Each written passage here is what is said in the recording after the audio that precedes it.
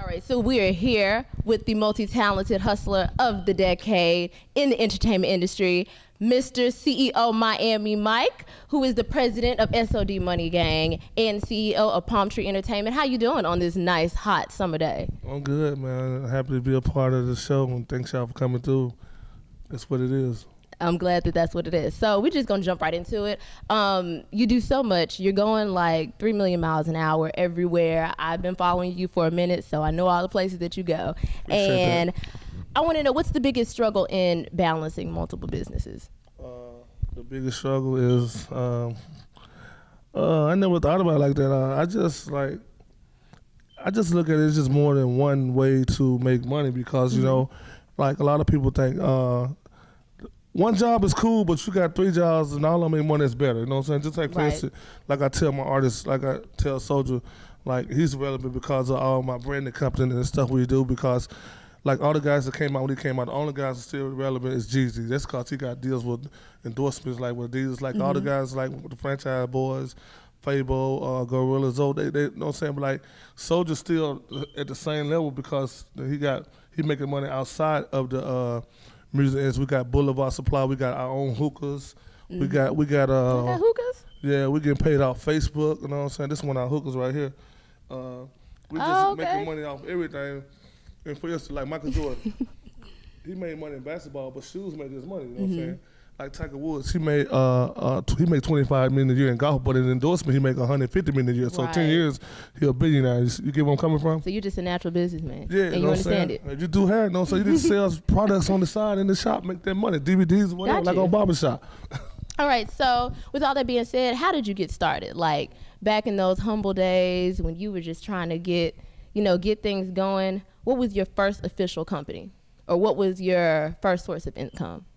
Well, I started off. I'm a licensed barber. That's how I started off, and I was like I had friends that did concerts. I started off like a regular person, passing flyers in the street, passing out flyers in the streets. You know what I'm saying? And started from there. You're a barber, so if I get a side shave, you can line me up. Eyebrow arch and all that. All right. you arch your eyebrows? You see the barber chair back there, don't you? Oh, you man. VIP. House call.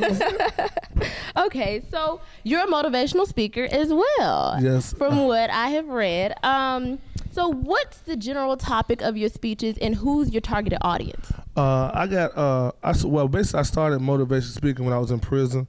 I did 7 years for a crime I didn't do. I was freed and released the charges, but make a long story short. How I got started when I was in prison, they asked me to like come to schools and talk. I'm like, I don't want to go to schools and talk. They're not gonna listen because I didn't listen when they came to me, you know. Right. So I said, after like 2 years, they kept asking me like, hey, you gonna do this? Talk to these kids. We'll knock some of your time off. So I'm like, you'll knock some of my time off. Like, let's go. You know what I'm saying? They listened to me a lot. So when I went out there, I didn't write nothing down. I just spoke off the heart, and I didn't write no notes or nothing. And they listened to me. They liked me. And that's how I started doing motivation speeches. And I just go to the schools. No, I knew they didn't listen I didn't listen when they came to my schools. They tried to scare you straight. I didn't use the scare straight tactics. So I just talked to them like I tell them like my mom and dad raised me right. I just made the wrong choices. Right. You know what I'm saying? I knew right from wrong. You know what I'm saying? It's about peer pressures and choices. So when I go to high schools, I talk about staying in school, teenage pregnancy, HIV, listen to your teachers and parents. And I got 4 speeches. I go to the churches, I talk about how God blessed me. When I go to prison, I talk about it's a better chance you get out. And I go to colleges, I talk about the music business. So I got 4 different speeches I do. Awesome. So how has that changed you personally and how you look at life? You just gave us a tour of your house, which is very beautiful, by the way. Thanks. How does all that you have now, how does that affect you? You know, knowing where you started and then being in prison and seeing 2 different sides of the world that we live in.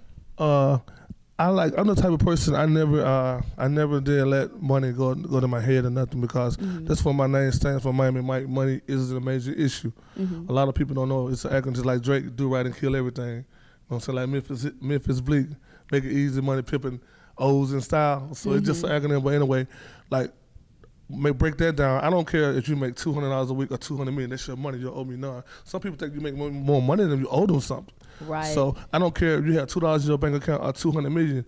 I'm gonna treat you the same way. So some people, I feel like if a person make more money than you, they just make more money than you. They want to give you something, it's cool. You shouldn't. Some people get mad because you make more money than them. You won't get them money. Like, Yeah. It shouldn't be like that.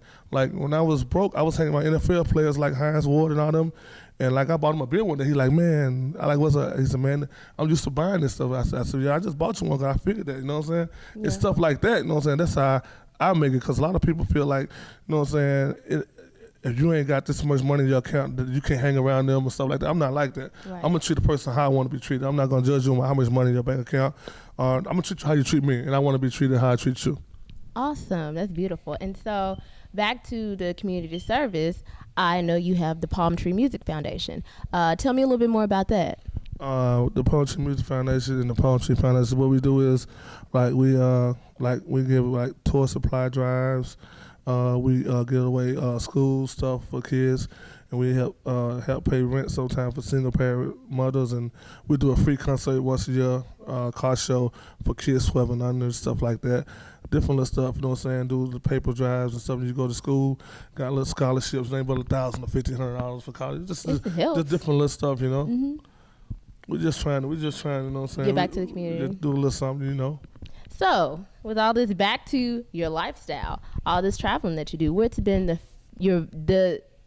greatest memory or the best location that you've ever visited? Man, and what was great about it? I like Dubai because you can have 5 wives and they ain't got no taxes. Gold is cheap. I like Brazil because there's a lot of beautiful women in the weather down there. Of course. And I like Cancun, Mexico. And I like Italy. You're wrong. But it's a lot of them. And I like Africa. I know what I'm saying. I like. Where have you been in Africa? I went to Johannesburg. Awesome. Yeah, it's nice. Just like the United States. It's built up and everything. That's beautiful to see. Well, one of these days I'll be able to go to Johannesburg, see the world, and live this wonderful lifestyle. So, honestly, last question: what has been the greatest moment of your career? Like, what was that moment when you was just like, yes, I made it. This is it. I'm way up. I'm blessed. Well, I don't know, man. Different people are like, when my greatest moment, like, I'm not a selfish guy. When I was able to give my family money, you know what I'm saying? Like, yeah. Sister come like, Mike, let me get 40 racks so I can do it. So that's my greatest moment. Like, I just never been a selfish guy. Like, I was in high school. I just wanted to finish school. I knew if I got kicked out, my mom was going to kick me out the house. So I didn't know I was going to be a millionaire, none of that stuff, and have Ferraris and Bentleys. I just wanted to finish school. So, and I prayed when you know what I'm saying? And I went to prison because I was around the wrong people. And so God made me turn my life around. So I'm just the same person, you know what I'm saying? Just, you know what I'm saying? But people say you change when you get money. It don't be you, it be the people around you change. Sometimes it's not you know what I'm saying? Ain't nothing changed on me, but my bank account got more commas in it, you know? Okay. All right. Well, thank you so much. He's given us so many life lessons today. You are very fun to be around. I really enjoyed you. You are a great spirit. Thank you very much. Your boyfriend better marry you because you know somebody's going to do it. I don't know, but well, unfortunately. But, you know, you're a great spirit. And I love you for welcoming us into your home and allowing us to do this interview. Mr. CEO Miami Mike is Candace Renee. And that is all.